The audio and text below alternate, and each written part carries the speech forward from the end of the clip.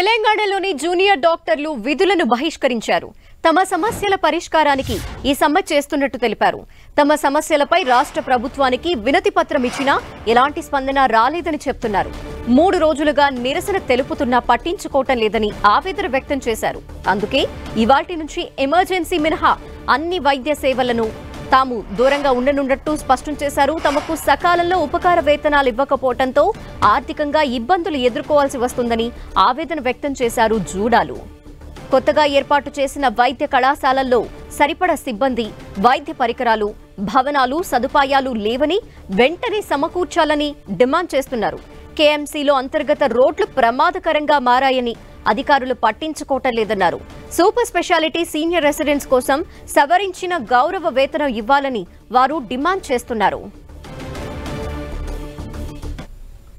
Junior doctor సమ్మెకి సంబంధించిన details మా ప్రతినిధి కిరణ్ అందిస్తారు. కిరణ్,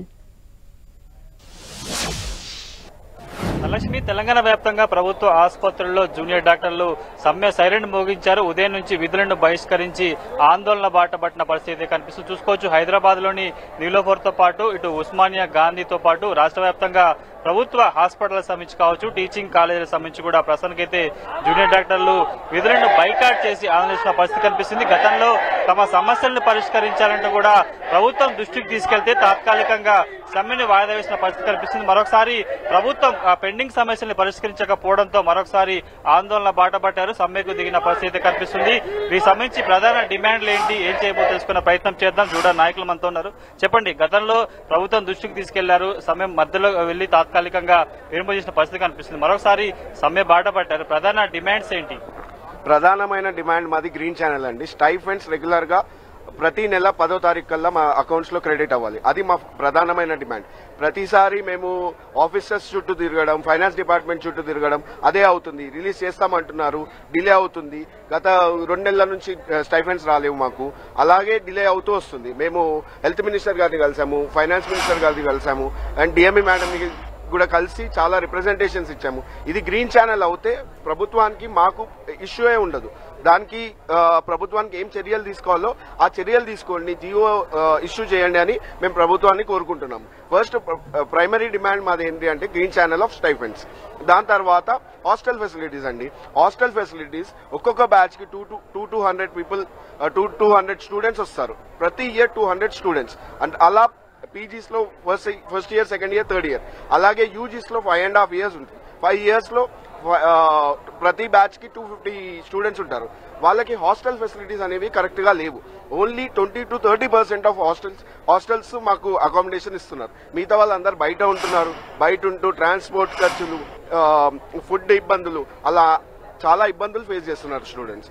దాంతో పాటు కేఎంసీలో రోడ్స్ అండి. కేఎంసీలో ఇంటర్ క్యాంపస్ రోడ్స్ చాలా దారుణంగా ఉన్నాయి. దాంట్లో డాక్టర్స్ పడి పేషెంట్స్ అవుతున్నారు. కేఎంసీ హాస్పిటల్లో క్యాజువాలిటీకి వస్తున్నారు. అంటే ఇది ప్రభుత్వం చూసుకోవాల్సినవి. ఇవి అన్ని basic needs of A doctor. కానీ ప్రభుత్వము ఎన్ని రిప్రజెంటేషన్స్ ఇచ్చినా, లాస్ట్ టైం ఎలక్షన్స్ కోడ్ అని చెప్పాము, ఎలక్షన్స్ కోడ్ అని వాళ్ళు చెప్పారు. అలాగే ఎలక్షన్స్ కోడ్ అయిపోయాక will solve the issue in 1 week అని చెప్పారు. కానీ ఎలక్షన్స్ కోడ్ అయిపోయింది. ఇంకా మాకు మా డిమాండ్స్ ఏవైతే ఉన్నాయో అవి ప్రభుత్వం మాకు తీర్చట్లేదు. అందుకని మేము గత 4 రోజుల నుంచి మా నిరసన వివిధ రూపాలుగా మేము ప్రదర్శిస్తున్నాము. ఫస్ట్ నల్ల బ్యాడ్జ్లు వేసుకున్నాము, ప్రభుత్వం నుంచి స్పందన లేదు.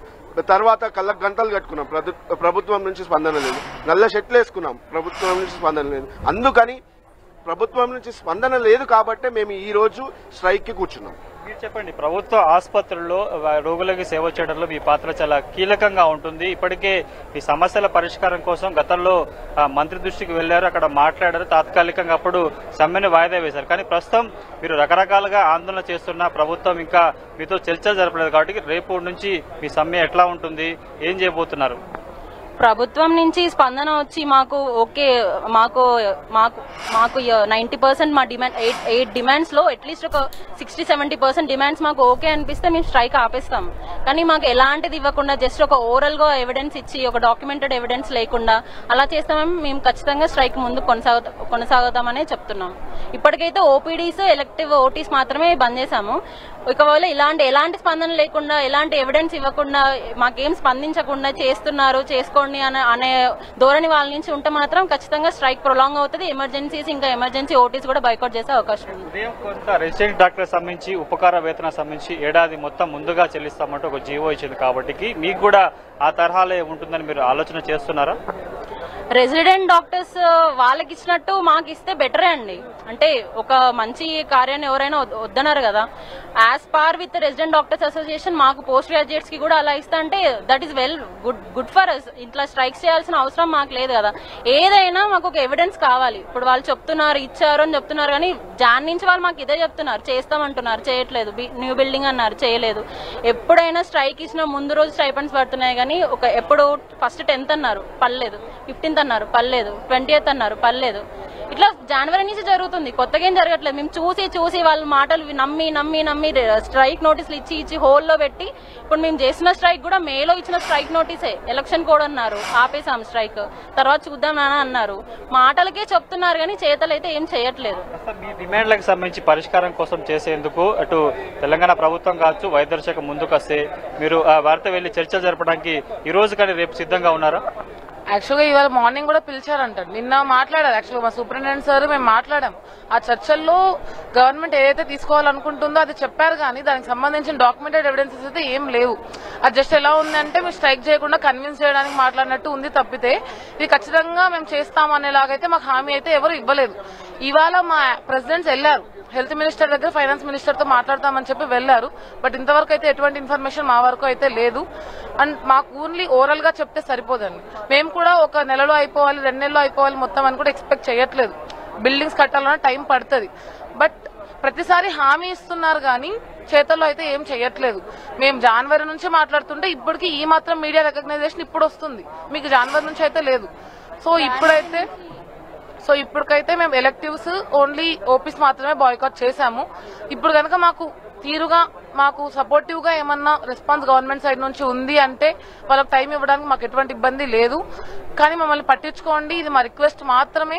దీనికి తగిన చర్యలు మీరు తీసుకుంటే మేము ఖచ్చితంగా మా పనులు మేము చేసుకుంటాము. మాకు సర్వీస్ చేయాలనే ఉంటుంది పేషెంట్స్. డిమాండ్ల సమస్య పరిష్కారం కోసం కూడా ఇప్పటికి ఇచ్చిన నోటీస్ కాదు, ఎలక్షన్ ముందు ఇచ్చాము కానీ దీన్ని నానవేస్తున్నారు, నాంచిన ధోరణి ప్రవర్తిస్తున్నారు, కొంత నిర్లక్ష్యంగా వ్యవహరిస్తున్నారు.